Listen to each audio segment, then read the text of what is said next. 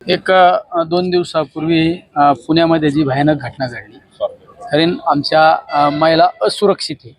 जर आपण जो एस टी मंडळाचा महामंडळाचा जो प्रवास सगळ्यात सुरक्षित प्रवास म्हणून आपण समजतो, त्या एस टीमध्ये ही घटना घडली. राज्यातली पहिलीच घटना असेल, इतकी दुर्दैवी घटना घडली. त्यामुळं मी लोकप्रतिनिधी या नात्याने माझ्या जिल्ह्यातील काही डेपोमध्ये जाऊन महिलांच्या बाबत सुरक्षिततेच्या बाबत काय दखल घेतली गेली पाहिजे आणि काय घेतात याची पाहणी करण्यासाठी आलो. पण या ठिकाणी आल्यानंतर मला बऱ्याच गोष्टी माझ्या समोर नजरेसमोर आल्या. एस टी डेपोमध्ये सगळ्यात महत्त्वाचा स्वच्छताचा तर महाभयंकर प्रॉब्लेम पाहायला मिळतो आपल्याला. आत्ता मी ज्या एस टी डेपोमध्ये पुन्हा एस टी डेपोमध्ये त्यामध्ये फॅनसुद्धा नाही. फॅन नाही. CCTV कॅमेरे काही प्रमाणात CCTV कॅमेरे पाहायला मिळाले. पण सगळ्यात महिलांच्या बाबतीत सगळ्यात भयंकर प्रश्न म्हणजे टॉयलेट बाथरूमचा. म्हणजे इतकी अस्वच्छता, म्हणजे लाईटसुद्धा नाही. सगळ्यात एवढं वाईट चित्र पाहायला मिळालेलं आहे. म्हणजे आमच्या एस टीमध्ये काम करणाऱ्या कर्मचाऱ्यांना सुद्धा सुखसुविधा नाही. आमच्या एका कंडक्टर आमची भगिनीने सांगितलं की संध्याकाळी 6 नंतर आम्हाला टॉयलेट बाथरूममध्ये सुद्धा जाता येत नाही.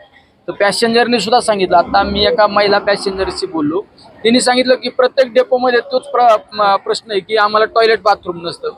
म्हणजे यामध्ये सुधारणा केल्या पाहिजे. बाकडे विशेष करून बाकडे बसायला नसतात. इथं पाहिलं असं एक हिंगोलीचं जे कुटुंब होतं एका कोपऱ्याला बसलं होतं. जर चांगले बाकडे असते तर ते बाकड्यावर बसले असते.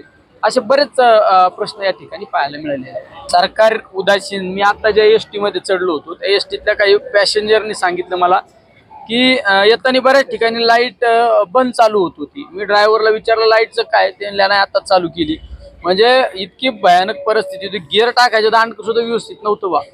म्हणजे एस टी महामंडळाची परिस्थिती सुधारली पाहिजे. सगळ्या गोष्टी तुम्ही जर फायदा तोट्यासाठी करणार असाल तर तुम्ही गरिबांसाठी काय करणार आहे?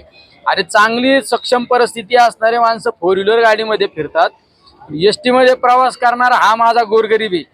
माझा शेतकरी कष्टकरी बांधवच माझा त्या एस टी मध्ये प्रवास करतो. आणि एस टीमध्ये नोकरी करणारा सुद्धा माझा सर्वसामान्य कुटुंबातला कर्मचारी एस टीमध्ये नोकरी करतो. त्यांना चांगल्या पद्धतीचा पगार मिळाला पाहिजे, ही सुद्धा महत्त्वाचे प्रश्न आहे. आणि एस टी बस चांगली पाहिजे आणि एस टी डेपो सगळे चांगले सुरक्षित पाहिजे. संबंधित मंत्र्याला मी आजच संध्याकाळी या सगळ्या परिस्थितीची माहिती मेलद्वारे कळवणार आहे.